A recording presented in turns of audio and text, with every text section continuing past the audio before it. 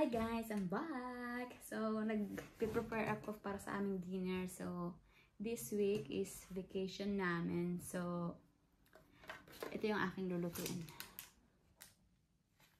So, ano siya? Squash. Tapos may potato. Gawa lang ako ng soup.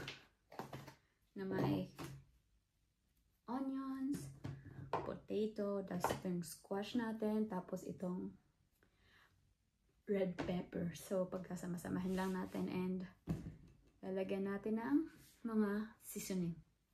So, guys, nagayat ko na siya. Pagpasensya nyo ng ating kusina kasi hindi siya aesthetic, no? So, hindi ako mahilig mag-aesthetic na mga ganyan-ganyan. So, ito na yung lahat na nagayat natin, no? So, medyo madami siya pero pag na-bake to, hindi na siya. So, ito na yung ating ilalagay. Maglalagay tayo ng pepper. Salt. Lagay tayo ng onion powder. At ang ating paprika.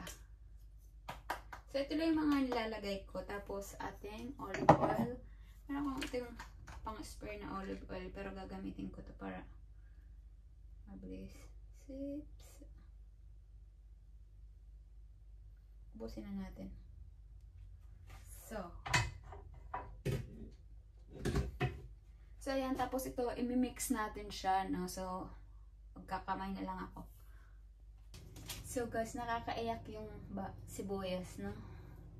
So, ayan na. Namikos-mikos ko na siya. And, pinreheat ko na din yung oven. So, ibibake lang natin to ng mga almost 45 minutes na ganyan. So, it will be fine. And tapos nyan, i-mix-mix natin. So, magiging dinner natin ay soup with tinapay, no? So, kasi hapon pala ang kanin namin at karne. So, ngayon, gulay-gulay muna tayo, no? So, let's go! So, guys, habang binibake natin yung ating mga gulay, meron tayo dito mga pulang radish.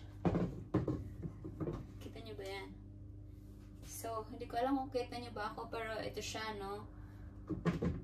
And, gagawa tayo ng pickled radish. So, papakita ko sa inyo kung paano siya gawin. And very yummy siya. Pwede siyang ilagay sa mga salad, or papakin, pang alis umay ba, halimbawa, ganyan. So, madali lang man siyang gawin. Magagawa lang tayo siya ng 1 cup na suka at 1 cup na water. Tapos, lagyan na natin ng pepper, salt, and sugar. So, para hindi siya masarap siya, guys. You should try it. Pero, simulan natin, no? So, gagayatin na natin siya. Gagayatin lang siya natin ng maninipis.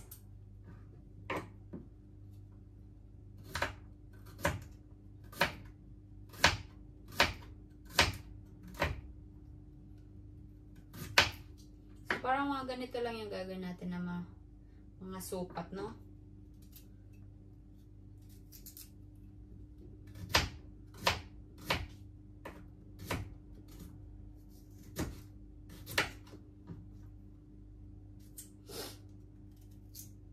Sinipon ako sa kakagayat ng sibuyas.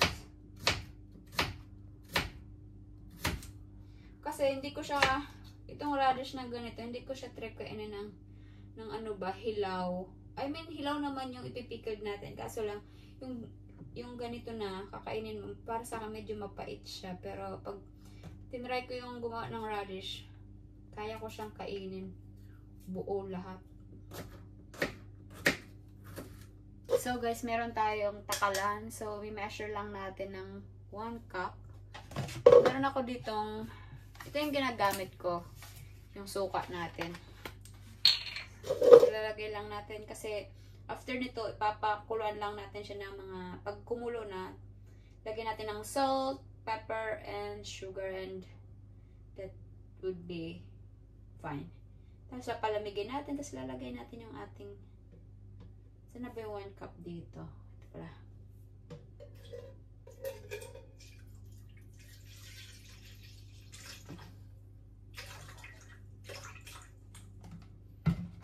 So guys, ito na siya. So lalagyan ko rin siya ng tubig. So magiging ganito na siya, no? So parang magiging 2 cups na siya.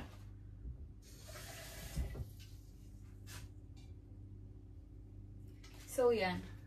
Tapos niyan, ito lalagyan natin sa ating pan. Init na siya, no? Then lagyan natin ng salt. Tanta-tanta lang yung salt and sugar ko. Lalagay ko rin yun ng sugar and pepper.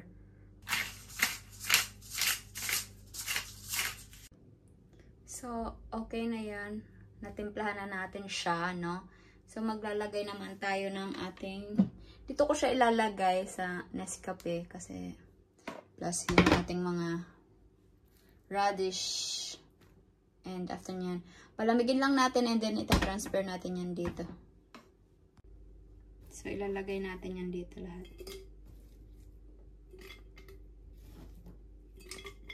Add or sa chicken, ganyan. So, yan. So, guys, moment of truth na tayo. Medyo malamig-lamig na to. Hindi pala malamig, pero mainit pa rin. Pero okay lang. So, salad lang natin yan dyan.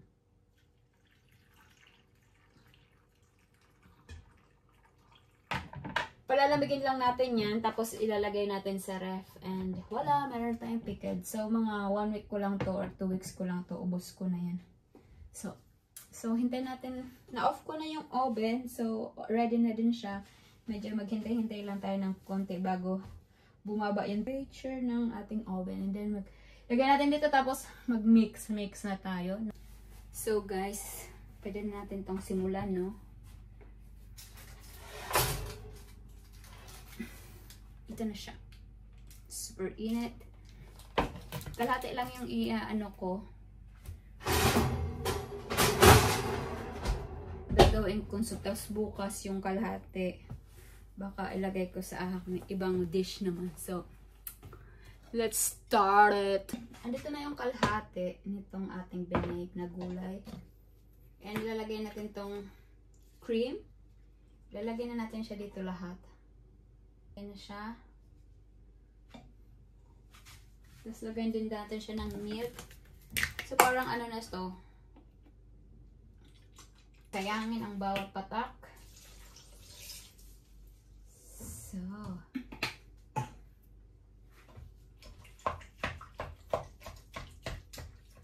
sarap.